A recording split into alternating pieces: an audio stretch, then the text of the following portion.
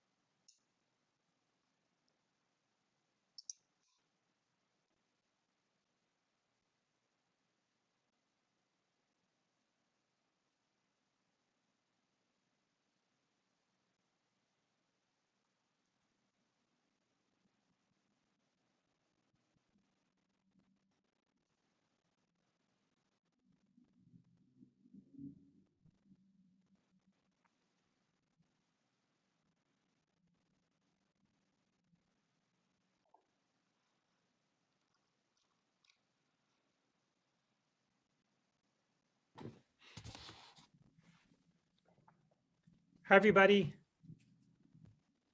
Franz, should I get started? Yeah, go ahead. Okay. It's my great pleasure to introduce Joydeep Biswas, speaking to us today from Texas. And I thank you for doing it during this very challenging time in Texas. And I know we've had to reschedule a few times. So thanks, everyone. Joydeep is really has a really exciting research program as a young assistant professor at UT Austin, looking at spatial perception and navigation. And he previously was a PhD student at Carnegie Mellon, where he did some was a very accomplished RoboCup participant, as well as some award-winning papers and other impactful work there. And he was most recently at UMass Amherst. And now he's moved down south to Texas, and he's going to tell us about some of the work in his new lab. So thank you, Joydeep, for joining us today. Thanks, John, and thanks for having me here. And thanks also for accommodating the schedule shift from last week to this week. I think as a topic for discussion or a different time, I can tell you a little bit more about the time I looked out of my window and it seemed like Texas had converted into Massachusetts with a blizzard going on outside. But that's a topic for a different time. So anyway, so today I want to actually talk about anticipating and avoiding failures in using introspective perception and physics-informed program synthesis. So to set the stage, of course, I want to mention our vision, which is to have autonomous service mobile robots deployed by non-technical users in arbitrary human environments, performing tasks accurately and robustly over extended periods of time. Now, we're really interested in deploying these robots in the real world. So we've been doing this for a while. On the top left, you can see a video of the cobot, which as a grad student, I worked on at CMU with Professor Manuel Veloso. On the right, you can see our Jackal and the Spot, which are being deployed for tasks across the UT campus. So what's happening is that these tasks that we're interested in are require mobility as a key component of the things that they do. Okay.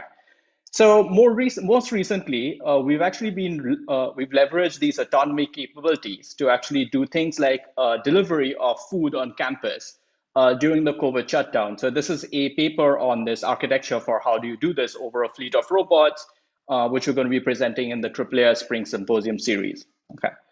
So to serve this vision for long-term autonomy, broadly, if you look at our work, we can split them up into in the categories of algorithms to make robots autonomous and algorithms to keep them autonomous. So in the first, you might want to think about how can you build models and algorithms to have these robots be increasingly more robust and accurate in the real world. And the second is essentially about anticipating and avoiding scenarios where they may fail. And that's really what's going to be my focus of my talk today. Okay. So what could possibly go wrong? I'm sure I don't need to necessarily raise this question to you roboticists, but I'm going to do so anyway.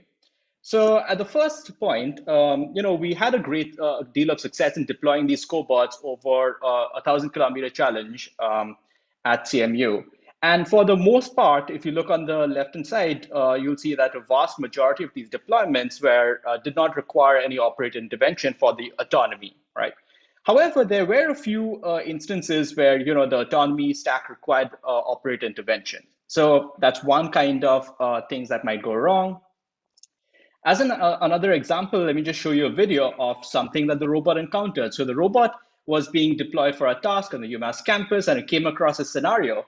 And what's it going to do? What's it going to do? Oh, it narrowly just passed by and things were fine. Well, that was an anticlimactic video. But really, I like watching this video because what comes to mind is, how did the robot know that it was confident in being able to take that narrow opening? It cleared the cones as well as the mud on the right with like centimeters of clearance. Was it confident that it could actually do that, or did it just get lucky? So the consequences of failure are actually quite high. So over the course of deployments, if you deploy robots over extended periods of time, you'll see that they encounter dangerous situations in the real world. So here's an example of the campus jackal actually encountering a live fire training scenario. And of course, I mean, the robot's not capable of semantically understanding what's going on, but the point which I'm trying to make is that the consequences of failure are actually quite high. So other examples of mistakes that these robots might make is that if they make mistakes in how they act in the world, they can get stuck for extended periods of time. In our group at CMU, we would get emails from our robots which would ask, can you please come help me? I've been stuck for so much amount of time near the elevators, right? So if I had to categorize these kinds of errors, so broadly I would classify them as perception errors and navigation errors, right? And what I'm going to talk about is, in those lines, how can robots learn to anticipate potential perception failures, and how can they learn to overcome and avoid these situations? And secondly, how can robots repair their behaviors and learn new ones with limited demonstrations or corrections from humans? And the answer to these, which I'm going to talk about, is the introspective perception and physics-informed program synthesis. So these two lines of work are led by these collaborators who I want to shout out to right at the beginning. So introspective perception is this line of work which is being pursued by my PhD student, Sadeh Rabi at UT Austin. Physics-informed program synthesis is this work with my PhD student, Jarrett Holtz at UT Austin, an undergrad, Simon Andrews from UMass Amherst, and my collaborator, Professor Arjun Guha at Northeastern University, okay? All right, so let me first really delve into this question of perception failures. Okay, so what's the problem? Imagine you deploy a robot in an environment and it's using stereo vision for obstacle avoidance. And here's a scenario where the local planner says that the best plan to choose to navigate down this hallway is to deviate to the right and go down the hallway. So why is it asking you to deviate to the side? Why isn't it just driving straight down the hallway? Well, if you had to ask, let me give you the answer. So what's happening here is that there's reflections in these images, which the stereo vision algorithm thinks are holes in the ground, and it's trying to avoid them. So really what happens is that this algorithm had as an assumption that there are no specular reflections in the world. But guess what? The world does have specular reflections, and these are being classified as obstacles, right? So this question of introspective perception was actually raised by this really cool initial work with Drew Bagnell and Marshall Hibier, where they were trying to classify, given an input image, is it going to lead to failures of this robot, right? So we took this idea and we went a little bit deeper. And what we said is that given an arbitrary perception function that maps from sensed inputs to queries from perception results, introspective perception, the way to think about it is it's a higher order function that when applied to a perception function produces a second function which predicts which parts, and this is important, which parts of the sensed data will produce erroneous results. Okay, so I'm going to talk about two ways in which we exploit this idea. Okay, so the first way in which we exploit this idea is this line of work called introspective vision for obstacle avoidance. So as a simple way of doing this, you might rely on supervisory sensing. So in this case, what we had is that we had this robot where the primary sensors are stereo vision, And we have a secondary supervisory sensor, which is the Kinect. And the Kinect only works in specific environments. But when available, this is what happens. So using the stereo vision, we do perception and planning. And using the Kinect, we do perception and planning. And under the scenarios where we trust the Kinect, we can compare these plans and actually declare whether these plans are valid plans because they agree, or whether they're divergent and hence something must be wrong. But we can do something more. What we can do is that we can ask vision to identify which patches of these images were processed to come up with these plans. And then when these plans diverge, we can actually extract out those patches of images as being which are reliable patches versus unreliable patches, right, for this task.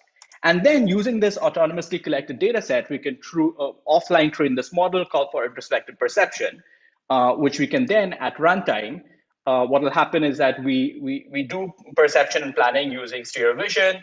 While doing that, we check which patches of these images are being used to come up with these plans. And using the introspective perception, we can come up with an understanding of how likely is it that the robot is going to make errors or not, right? And that would go into something like a competency-aware planner, and you can act, okay? So if you do this, all right, and if you actually train this introspection model, and you actually look at what it classifies as potential causes of failure, you'll see in this scenario that I showed earlier, given an input image, IVOA, this introspective vision for obstacle avoidance, is actually able to predict that, where there are these reflections, it's likely that this perception algorithm is going to have false positives. It's also able to predict where there are true positives and true negatives, right? And note that this prediction is for a specific perception algorithm. You can retrain it for a different algorithm, and it will come up with a different introspection function, okay? So we can actually compare this with ground truth accuracy and see how well it does, both indoors and outdoors, and we can come up with a confusion matrix. By and large, there's pretty good agreement with the ground truth as well as what's being predicted. There is some room for improvement specifically outdoors, but this is quite encouraging in the sense that we can actually accurately predict which parts of these images are likely to lead to things like false negatives and false positives, okay? So, but what's even cooler is that what we do is that we use a neural network, right? And the n-1th layer, if we treat that as an embedding of what's going on, and if we run clustering, we can actually identify what are the different types of failures, right? So what happens is that if you run clustering, you identify that within this cluster, if you sample which image patches led to that, right? The failure type 1, if you look at these images, what sticks out as common across them, and the algorithm doesn't know this is only a human looking at them and trying to understand what's common across them, is that all of these images actually have abrupt surface transitions with a dark patch near the edge. So that's really throwing off the depth estimator there. And then there are these known failure modes, which are these reflections. And just to convince you that this is not just picking up on texture, these are reflections not just indoors, but also outdoors. So these are water. This is water on the ground outdoors. Okay. All right, so this is great. We can use this for obstacle avoidance, but there are other types of errors that you might encounter with vision. One of which is, for example, using visual slam. So here's an example of visual slam in a challenging scenario. Let me just pause there and explain what's going on. So what's happening here is that the robot is casting its own shadow. This visual slam algorithm is picking up features, which locally they're really good features. They're high contrast, very nice corners, which is why it's picking up those features. But the problem is that if you pick up those features over here, what's going to happen is that this algorithm is going to be fooled into believing that it's static because, if you look at the images, the features are in the same place. Okay. All right, so there are lots of other causes of failures. Again, reflections are problematic. Features picked up on moving objects are problematic. So the question is, can we somehow learn to predict which parts of the sense data are likely to lead to perception failures? And moreover, can we somehow use such prediction to overcome these failures, right? So of course, there's a lot of work going on in the SLAM community. And if you look at the pipeline going from input images to key point detection, feature descriptors, pruning, matching, and optimization, all throughout the pipeline, there's a lot of really cool, innovative work going on, right? And there's the people who are looking at, where in the image to extract features from. what image feature to use, what image features are more destructive and will have a longer track length. How do you reliably match features across these frames? Okay. There's also work going on, of course, on the back-end optimization, on coming up with efficient sparse incremental solvers, designing outlier rejection methods, and robust loss functions.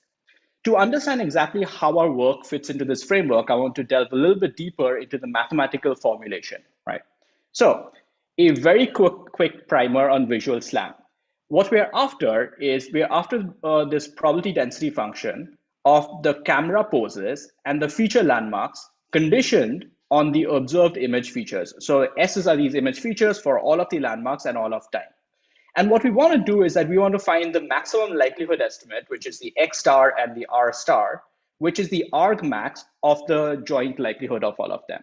And simplifying things a lot, ignoring the IMU and odometry terms and ignoring landmark priors, it ends up being a joint product over a large number of observation likelihood functions. Okay. So really, we're after what this observation likelihood function is doing.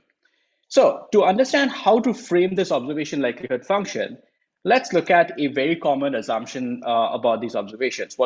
A very common assumption is that these observations of these features are drawn from a normal distribution, the mean of which is given by the image projection of these landmarks projected into the camera frame with some observation covariance, right? And if this is your assumption, the negative log likelihood of that ends up being quadratic.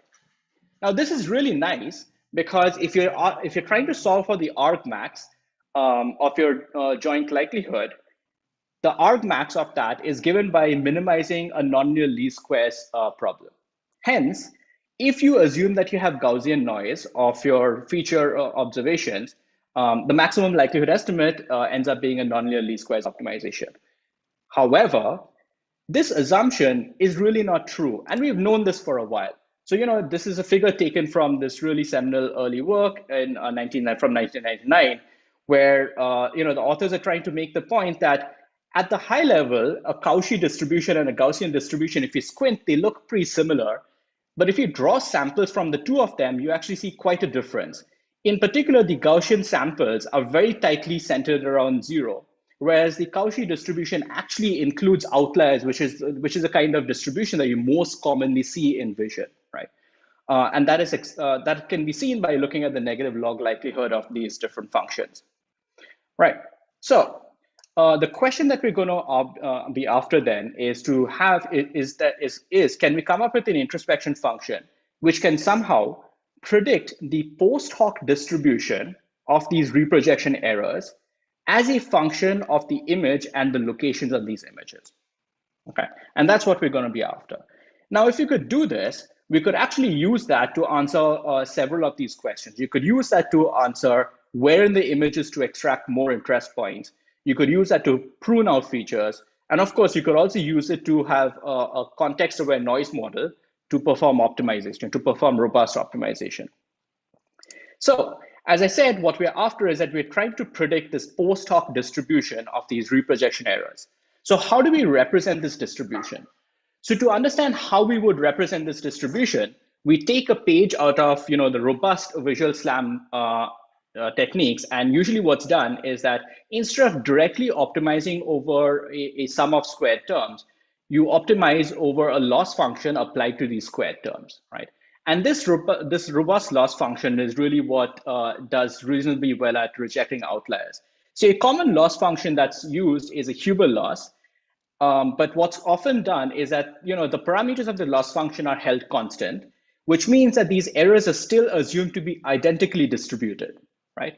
But let's look at this loss function if it's a Huber loss, right? So what happens is that this is a negative log likelihood for the Huber loss for different parameters of that Huber loss. So what's happening is that the farther out your errors are, the Huber loss converts a quadratic term into a linear term. So it allows more gradual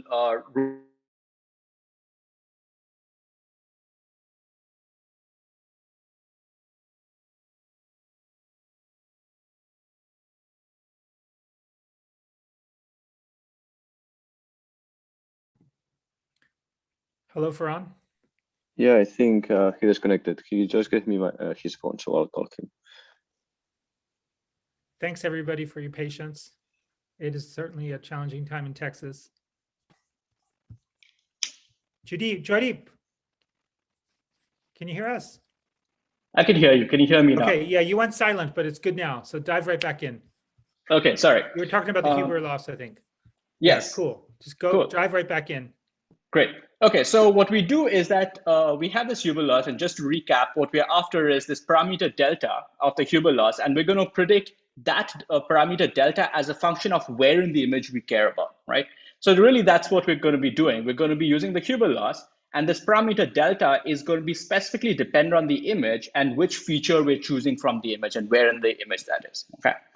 So how do we train this this function? So what we need to do is that we have these input images. We're going to pass them through this introspective function, which is going to output this prediction of this the parameter which dictates the loss function, and we can use that for feature extraction and tracking, which will produce some predicted quality of these features, which you can later use for robust bundle adjustment, right?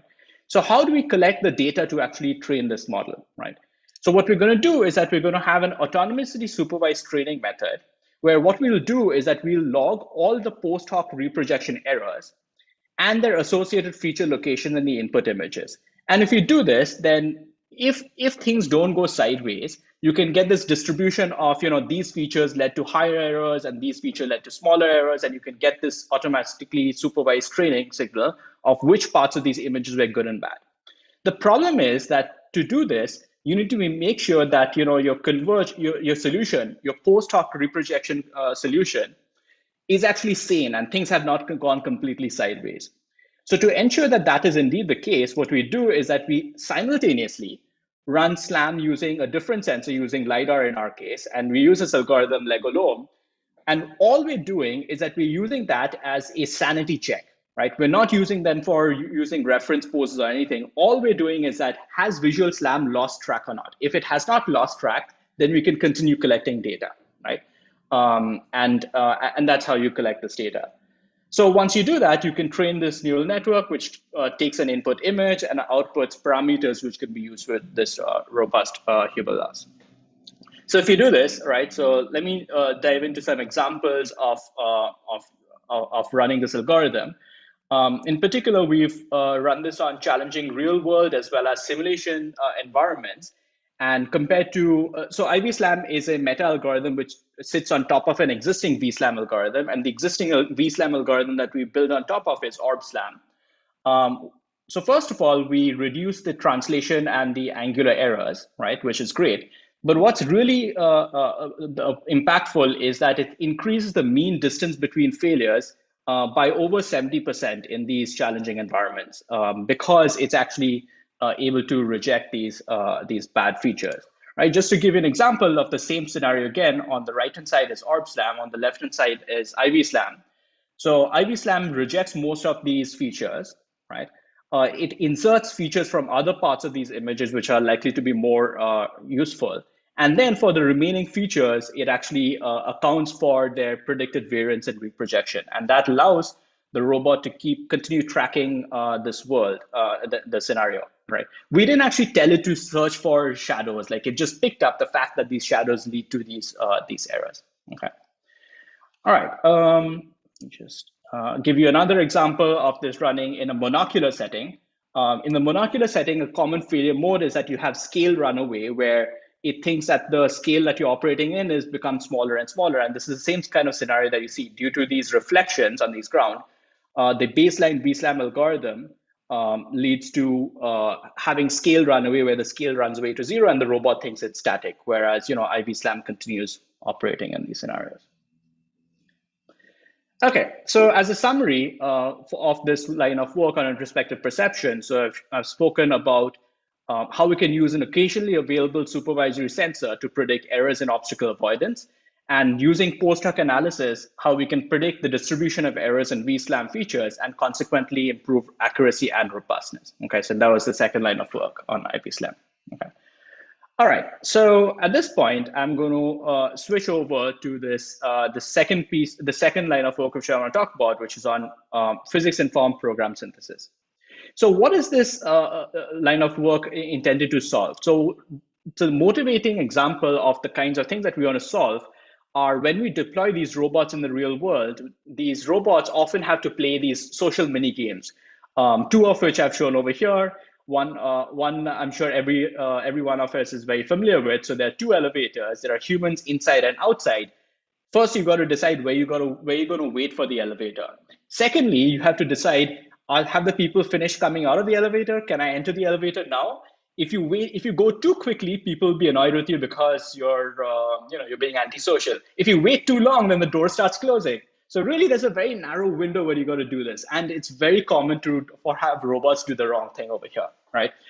The other thing that happens is that when you have a hallway and you have bidirectional traffic going through a single door, you need to play nice and take turns going through this door. You can't be robots in these kind of scenarios. Very often, what they do is they go all the way up to the door and just stand there, right? And that's terrible for everyone because it's blocking traffic. The person can't even get in front of the door and open it. Now, the thing is that these social mini games, it's hard to enumerate what are all of these scenarios that the robot will encounter in the real world in these scenarios. Okay, but I'm going to make a couple of observations which will lead to the solution that we're actually going to propose. Okay, so first, decision making in these social mini games depends on these states, which are positions of humans, velocities of humans, locations of these static obstacles, and navigation goals. These are all physical quantities, right? And then what we're going to do is that we're going to abstract this decision-making process in a manner such that we use actions which are discrete low-level controllers. They could be, for example, wait, overtake a person, yield to a person, follow a person, go alone, etc. So this is an idea which was actually proposed by Ed and Olson's group on multi-policy decision-making for social navigation, right? So we're going to follow this similar idea, okay? So the challenges here is that it's very hard to specify the reward function. If we could specify the reward function, we could just run RL, right? The other thing is that these mini games may not be known a priori. So these end users will deploy their robots in their own environments and realize, oh wait, there's a new social mini game which we didn't think about, right? When this happens, you can only get certain limited demonstrations. But what's interesting here is that even though a non-technical user might not know exactly how to fix the algorithms, it's easy for them to give a few examples, right? And the other thing that we're going to leverage is that reasoning is based on these physical meaningful quantities, okay? So to put all of these ideas together, what we're really going to be after is in physics-informed program synthesis, which is the line of work which I'm talking about now, what we want to do is that we want to use programmatic policies to perform decision-making using physically meaningful quantities to limit the search space for these policies while performing solver-aided synthesis and repair, okay? So this raises a bunch of questions, three of which I'm going to talk about today, right? So the three questions that I want to talk about are actually I'll focus on the first two. The third, I'll really just give a couple of examples of results from. So the first one is that assuming you had a programmatic policy, how can you repair these programmatic policies with just a few corrections from humans? Okay. The second is, if you had to synthesize these programmatic policies, how could you do so with only a few demonstrations, right? And third, this is an iterative process. So maybe you made a few demonstrations and it's gotten most of the way there, but how can you iteratively improve them over time? Okay. All right, so let me first talk about the first part, which is how do you repair these programmatic policies? Okay. And to do that, I'm actually going to change domains a little bit. I'm going to change domains to robot soccer because, and I hope I'll convince you that many of these problems that we see still exist in the robot soccer domain, but I promise you we'll come back to social robots. Okay, so let's look at some videos of robots playing soccer. Okay, so here's an example of the robot working well. There's a moving ball, it intercepts it and scores a goal. It's really fun to watch when things work well like this. Intercept, shoot, score, great, all right. What about when things don't go well, right? All right, so there's a moving ball. The robot tracks it, and does nothing. Now, what you're not seeing in this video is that behind the scenes, everybody's yelling at the robot, shoot, shoot, shoot, right? Now, the thing is that humans don't know what's wrong with the robot, why its program is broken, but it's very easy for them to tell the robot that at this point you should transition to kick, right? Whatever you're doing, stop what you're doing and just kick, right? So what's happening is that under the hood, the policies that are running on this robot, you can represent them as a state machine. So they're running a controller go to, they transition to intercept. At some point, they won't need to transition to kick and so on, right? So these low-level controllers are some discrete closed-loop feedback systems that we have, which are designed to do different low-level skills. And really what's happening is that there's transitions between them. And this transition policy is what we're going to represent in a programmatic manner. So I'm just going to give you a fragment of an example programmatic policy. So this example programmatic policy takes in a bunch of input variables, some of which are vectors, some of which are just floating values. These are the inputs to this policy. The variables that we have include like the time, and then you have these bunch of parameters, and there's this whole bunch of like the programmatic policy has conditional blocks, which decides when it should shoot and so on. The problem is that you have a large number of these parameters, and you want to know which of these parameters which are causing this incorrect transition, and you need to know what they should be corrected to. Okay. So the key idea that we have in this work called SMT-based robot transition repair is identifying why a transition function is broken is hard.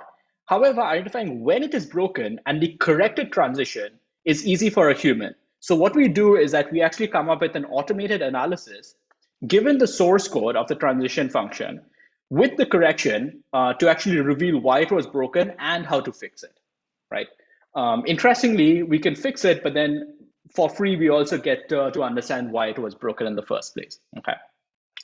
All right, so let me give you an example, a video of what these demonstrations look like. So what's happening here is that in the scenario where you saw the robot not transitioning to kick, we can play back the log, right? And at some point, the human says, at this point in the log, instead of continuing doing whatever it was doing, the human can select a drop-down menu to say that, okay, the robot should be doing something else. Of course, we haven't done too much work on like the human-computer interaction aspect of it. We're really mostly focused on, given this input, how can we incorporate it into the algorithms which can take this into account? But if you were to deploy this with actual non-technical users, you need a good interface for which you can take this input. Anyway, okay. So the question that we have is that what sequence of evaluations in the transition function led to this incorrect transition, and what values of parameters were responsible? So the challenge is that there are lots of complex intermediate computations that's happening in the code, and not all of this code is relevant. So how do we do this? So one technique that we use is called partial evaluation of the transition function. And I'm going to walk through exactly what this means and what this does to actually show why this is useful. So here's a fragment of the program. So there's a bunch of computations going on, and color-coded over here are in yellow, which are the inputs, okay? So when we logged the execution of the robot, we logged what the inputs were to this program were at every time step. For a time step, when there was a correction, we can go back and actually replace from the logs what the values of these inputs were, right? So if you do that, you can replace them with the concrete values. And then you note that there are these intermediate expressions which only depend on these inputs. You can keep computing them out and continue until all these intermediates are resolved. And eventually, you have this interesting, very simplified program, which we call the residual transition function. And what's important is that this function, it's a lot simpler than the original code, but importantly, the behavior of this program is identical to the original program for that specific time when that correction was provided, okay? And the other interesting thing to note is that the only free variables that we have here in this program are the state and the repairable parameters, okay? So now you can see how things start to fit together. So what we're gonna do is that, okay, so the other important thing about this residual transition function is that they only use linear arithmetic, which is gonna be important for SMT decidability. So what we do is that we hypothesize adjustments to these parameters, so delta 1, delta 2, right up to all of these parameters. And we frame a SAT formula, which is that, does there exist these deltas such that the result of executing this residual transition function is equal to what the human said you should do? Okay. And if you could solve for that, then you found solutions to these deltas such that the correction is satisfied. So this is a SAT modular theory, and in particular, the theory that we're using is the theory of reals and linear arithmetic in this case. Okay. So this is how you come up with a SAT formula for a single correction. Of course, you normally have multiple corrections, and there's a way to make sure that you don't make large changes to these parameters. I'm going to skip over the details for that. That's there in the paper. But in general, you can think of the solution to this as being the parameters that are adjusted to fix these programs. Okay. So using this technique, we can actually compare this automated method of coming up with these parameter corrections to like expert analysis. So what we do is that for these different state machines, attacker, deflector, Docker, which are running in these robot soccer settings, if you are in a RoboCup competition and things are not working well, you'd have half an hour, say, to fix these parameters. So we reproduce a scenario in the lab. We broke the programs intentionally and asked somebody in the team to say, hey, can you fix this? And the answer is that if things are broken and if you're under time pressure, it's very hard for experts to improve upon the performance on them. However, if they provide just a few corrections, our system can actually recover the performance significantly, right? So the baseline is what we had broken them to, right? Okay. So to show an impact of how you might use this in other settings like changing domains. So what we did is that we came up with parameters which work well in simulation. And then, of course, we tried to run them on real robots. And as you know, things which work well in simulation don't work on real robots. So we had a very poor success rate when working on real robots. Here's an example of the failures that happen, that this used to work well in simulation, but it's not working well in the real robots. Okay.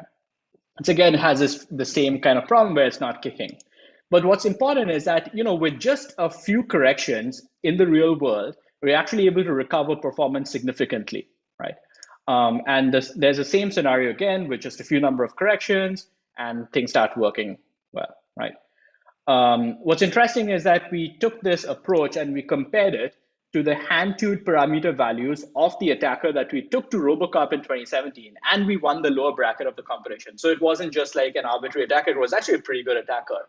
And it turned out that using just corrections and using CERTA to tune these parameters, you can get better performance.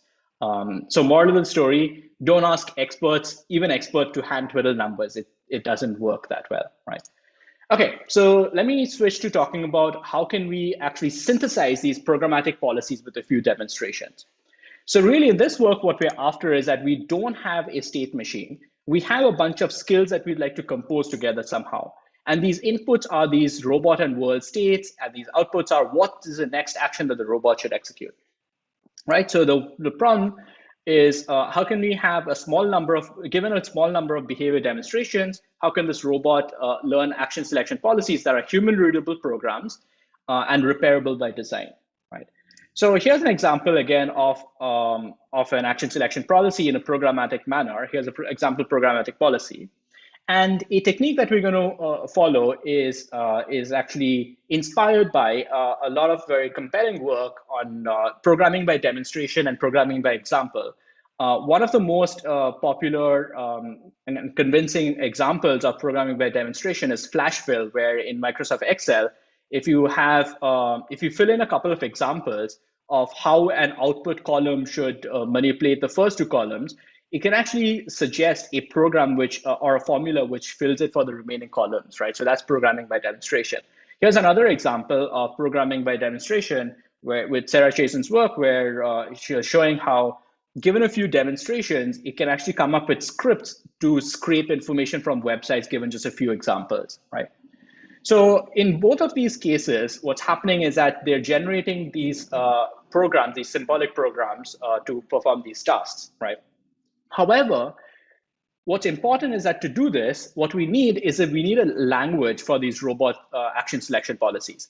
Now, the thing is that these languages need to be expressive enough such that they can express a rich variety of these high performance ASPs while being constrained enough such that we can actually synthesize programs in them. Synthesizing programs in like open Python or open C++ is near intractable. It's not doable. So you need a much more well-contained domain-specific language, right? If you had a domain-specific language, you could use existing approaches like syntax-guided or type directory program synthesis, where your inputs are demonstration constraints, and you search in this DSL constrained by the language, grammar, and the type constraints. But the thing is that for these kind of programs with robots, the space of feasible programs is intractably large, right? So what are a couple of insights about this problem that we can leverage? So the first insight that we have is that we can have a layered structure to these ASPs. So in particular, each possible transition can be compartmentalized into a separate branch of the program, right? So that's one idea. The second idea is that if you look at these expressions that are being manipulated, these input variables have physical dimensions, right? And these mathematical operators manipulate physically meaningful quantities. This is going to be important, right? So what we do is that using these ideas, we formalize a grammar or a language for these robot ASPs, where at the highest level, these action selection policies enforce a layered structure, right? So the overall policy is going to have a bunch of branches. And within these branches, there's one fragment of the program which composes conditionals and one fragment of the grammar which computes physical quantities, okay? In particular, though, for these physical quantities, what we do is that we keep track of types and we extend these types to include dimensions. So standard types, which you might have encountered in these programming languages, include things like Booleans and and floats and so on. But in particular, our floats and our vectors are scalar, have dimension u. And these dimensions are exponents of length, time, and mass to indicate what physical quantity we're indicating. So for example, if v1 has exponent 1, 0, 0, if you look at it, that corresponds length raised to 1, time raised to 0, mass raised to 0. So this is a quantity of unit length. A speed would have exponent 1, minus 1, 0, and so on, right? So you can express physical quantities. If you have operators which operate over them, these operators actually get constrained. So for example, trigonometric operators can only operate over scalars which are dimensionless, right? And secondly, what happens is that there's operators like addition, which preserve a physical quantity. Adding two lengths gives you another length, right?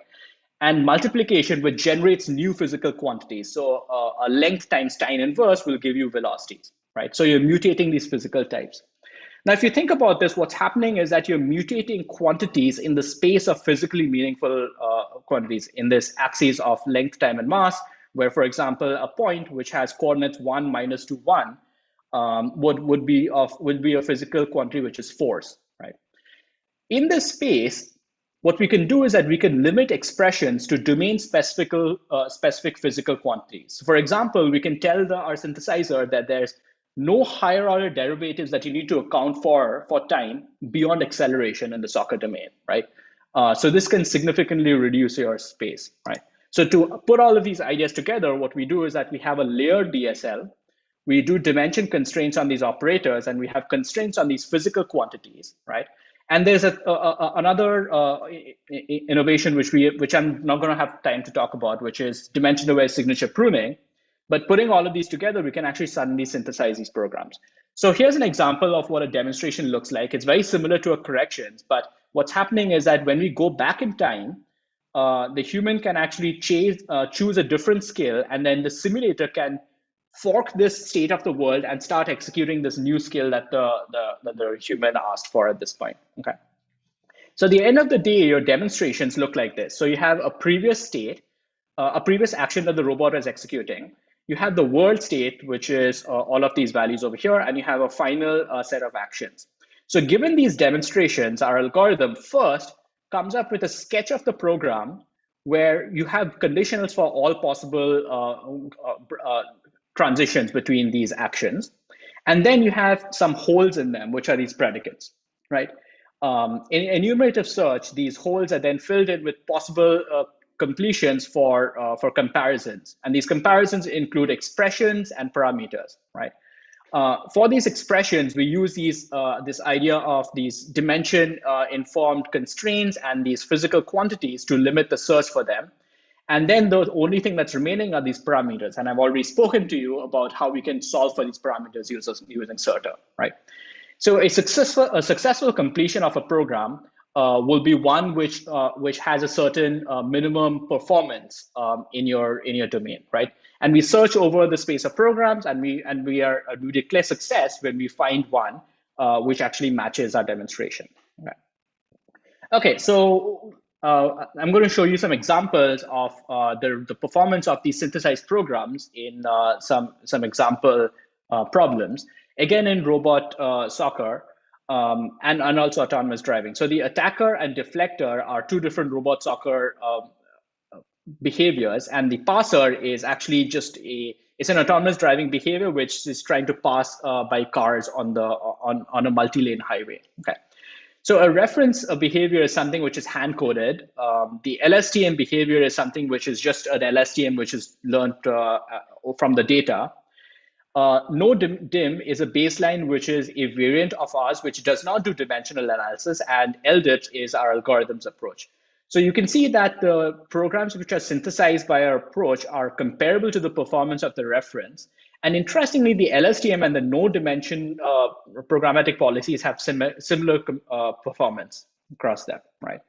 To make sure that we actually are indeed able to use these dimension-informed pruning to great success, here's a number of programs that were enumerated by our algorithm, LDIPS, which is about a couple of hundred for each of these soccer programs. Whereas if you didn't do pruning, you'd have thousands of programs, and these number of programs actually infeasible to actually evaluate. We couldn't even evaluate how well they would do, right? The dimension pruning does the largest chunk of this pruning of the search space, followed by signature pruning, and LDIPS, which is our algorithm, does both of them. Okay.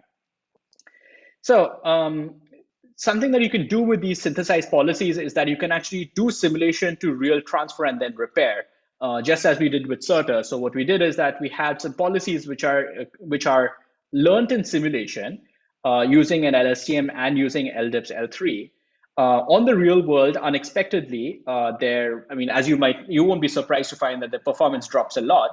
But unlike in an LSTM where you cannot repair with only a small number of corrections, using a small number of corrections, you can repair these programmatic policies, right? And then they can recover performance significantly, right? And they become comparable to the reference, okay? In terms of data efficiency, so you can actually compare what the performance of this algorithm is with respect to how many time steps of data that it used. And in particular, I think the comparison that's most interesting is if you fed the same number of data that we use for program synthesis to an LSTM, the performance is significantly less, which is, again, not surprising. These are extremely data-intensive algorithms, right? So which just goes to show that if you don't have that much data, this is really what you should be doing, okay? Just to show you that these policies do meaningful things, here is an example of a couple of scenarios of the robot soccer attacker, intercepting the ball and scoring on the goal, right? Okay, so with this in mind, I want to switch to talking about, or just presenting some results from how can we iteratively improve upon programmatic policies over time. And this is when I'll make the switch back to social robots. Here's an example of a demonstration that we want to be able to do. We want end users to be able to, in simulation, tell the robot, this is how you navigate in the real world. So this is a robot. These are simulated humans. And using these controls, a human is telling the robot, move forward, and telling them, at this point, you should switch to this different action, and so on. So this is just an example of this interface that we have for how do you demonstrate social navigation. What's interesting is that depending on what kinds of demonstrations you provide, the synthesizer can come up with vastly different behaviors depending on what demonstration you provided. Here's an example of the robot generating a behavior, synthesizing a behavior which we call nice. So it's trying to get to that room over there, and it follows people, finds openings, and then nicely goes through the doors. As opposed to if you gave it demonstrations which were more greedy, right? If you provided greedy demonstrations, the synthesized policy is also greedy. It overtakes all the humans, try to cut between humans. But what's interesting is that what's interesting over here is that I'm not trying to say that you want the nice or greedy, but the fact that depending on your demonstrations, the synthesizer is able to generate programs to meet your preferences. Coming back to these social mini games, here's a social mini game. We have a locked door over here. We want our robot to wait outside this door and not just go to the door and block it. Here's a baseline policy, which initially does not know about the door. So it's trying to go through the door and go past it. So it goes all the way up to the door, right?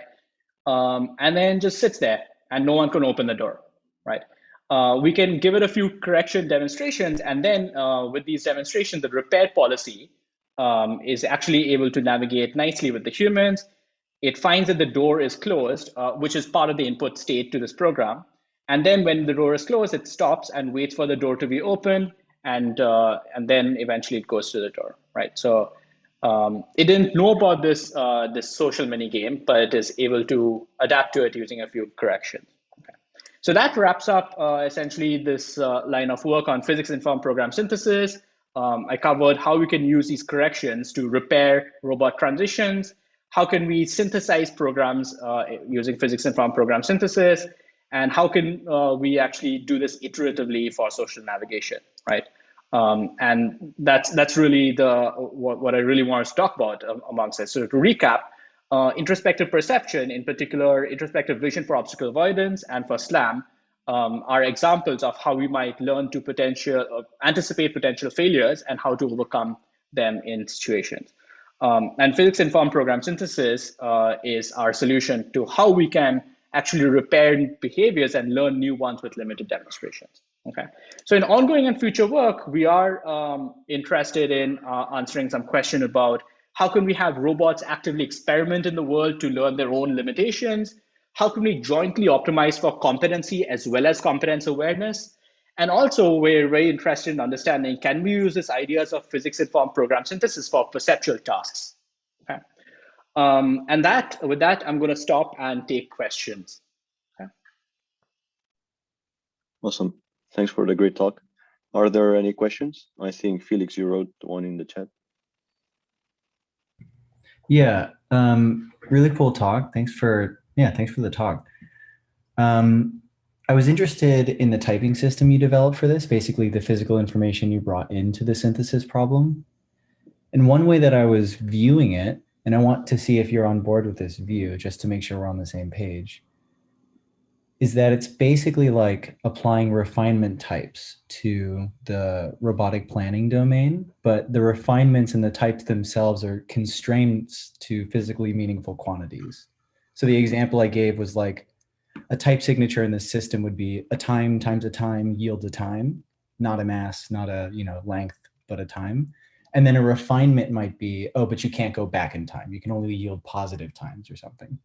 Yeah, I think you can use refinement types to actually constrain what expressions you generate. I think the mutations, I had to think a little bit about whether the refinement types allows for the natural mutations of dimensions. Refinement types I can definitely see being allowed to us to limit the fact that, as you said, time only goes forward, and the fact that you don't want to have higher exponents of time greater than acceleration and so on. How to express the type constraints between operators, I'm not so sure about it. But that's an interesting parallel. We'll have to think about that. Okay, cool. Thank you. Mm-hmm.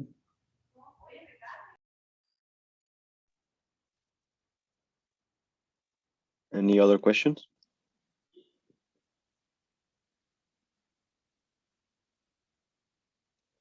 I have a question regarding the consistency of these corrections. If humans provide inconsistent corrections, I didn't fully understand what would happen in this case and how robust that would be. Yeah, very good question. We actually spent a fair bit of detail in the paper going over that. So what happens is that, as you pointed out, humans are not self-consistent. They provide corrections which are not self-consistent. So a solution to that is actually max SMT. So we want to satisfy the maximum number of constraints possible. In the synthesis work, what we do is that we look for program completions which satisfy the maximum number of demonstration time steps as possible. And as future work, we're also interested in the human being able to say that when you have conflicts, somehow being able to convey to the user that this is a conflict, which one of these two do you really care more about? And then the human might realize, oh, wait, I care about this more than that, forget about that. But that's a good point. I mean, max SMT is partly the answer to that. Yeah. Makes sense, thanks. Christian, do you have a question? Yes. Hi, Joydeep. Thank you very much for the talk. It's very nice to see this work. My question is about the structure of your controllers, it seems like they're reactive, if I understood correctly. So what will happen if you had demonstrations that had steps in them? For instance, you would have to do kick, and then go for the goal, for instance, or pass, and then go for the goal. Basically, strategies that evolve over time. Would you be able to synthesize those with your? That we have a Markovian. They make decisions at every time step. I think what you're trying to do cannot be done directly as Markovian. You need to have some program state which keeps around the sequence that you had said. The grammar of such a program of such a domain-specific language would need to get more complex to do that. Or the other way is to expand your input state space to have like the history of these actions. I guess does that make sense? Yeah, with kind of like a fixed or bounded history, so that it doesn't become undecidable or intractable. But would you think that you could include that in a way that is factored, so that you don't have that explosion of deciding both over time and over the size of your decision variables at each time step? Yeah, I think there are two lines of work which people have looked at to try to answer some of these questions. One is to think of the input not as a single state of the world, but as a stream. And then your programs becomes, instead of mapping from single states to actions, they consume a continuous stream of states and then decide on an action. That's probably a better representation for your task. And the second thing is that currently, our synthesis does not actually include any functional programming. If you could include things like map, reduce, fold, and so on, then you could think about doing the kinds of operations that you want to do, as long as you could represent as input lists of these things. I think those are the ways I would think about doing it. We're interested in the functional programming approach moving forward. That's future work. But I think that's probably one of the ways that we'd do it. Great, thank you very much. Awesome. Any final questions? I have a quick question, if possible. Sure, Zena. Hi, great talk. So my question is, when you make the repair or the intervention to the policy, is this over all time or like some section of time or some particular time instance? Good question. So currently the correction that we have is for a particular time step. So the human says at this time you should have done this or something else. Okay. As you might have guessed, it's not good. It's not always easy for humans to pick the best time step to provide a correction for, which is why on future work we're also trying to look at humans being able to specify something like somewhere within this region you should have transitioned to kick rather than giving a specific time step. Right, if that's what you were going for, yes. Yeah, cool, thank you.